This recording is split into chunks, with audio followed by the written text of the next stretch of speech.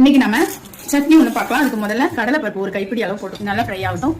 நல்லா ஃப்ரை ஆயிடுச்சு. நம்ம இதை எடுத்து வச்சிடலாம். இப்போ இதை நம்ம வறுத்து கடலைப்பருப்பை வறுத்து தனியாக எடுத்து வச்சுக்கிட்டோம். சின்ன வெங்காயம் போட்டுக்கலாம், தேவையான அளவுக்கு பச்சை மிளகாய் போட்டுக்கலாம், தக்காளி போட்டுக்கலாம், அது பூண்டு போட்டுக்கலாம். இது நல்லா ஃப்ரை ஆகட்டும்.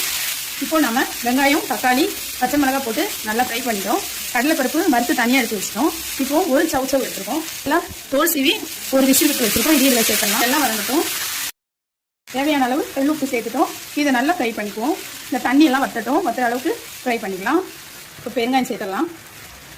இதை நல்லா வதக்கிக்கலாம். பருப்பு வச்சுருந்தோம் இல்லையா, அதை இதோட போட்டுக்கலாம். இப்போ இதை நம்ம ஆற வச்சுருக்கோம். அரைச்சிட்டு வந்து பார்க்கலாம். இப்போ நம்ம சவுச்சவு சட்னி வந்து தாளிச்சிடலாம். கடுகு போட்டுக்கலாம். இப்போ ஒரு வெங்காயம் பொடியாக நறுக்கினது சேர்த்துக்கலாம். ப்ரௌனாக வரட்டும். இப்போ நல்லா ப்ரௌனாக வதங்கிடுச்சு. இப்போ நம்ம அரைச்சி வச்சுருந்தோம் இல்லையா, அந்த சட்னி இதில் சேர்த்துடலாம். கொஞ்சம் தண்ணி சேர்த்துக்கலாம். இது வந்து நீங்கள் எவ்வளோ தண்ணி ஊற்றினாலும் நல்ல ஒரு கெட்டி தன்மையோட தான் இருக்கும். இந்த சட்னி ரொம்பவே சூப்பராக இருக்கும்.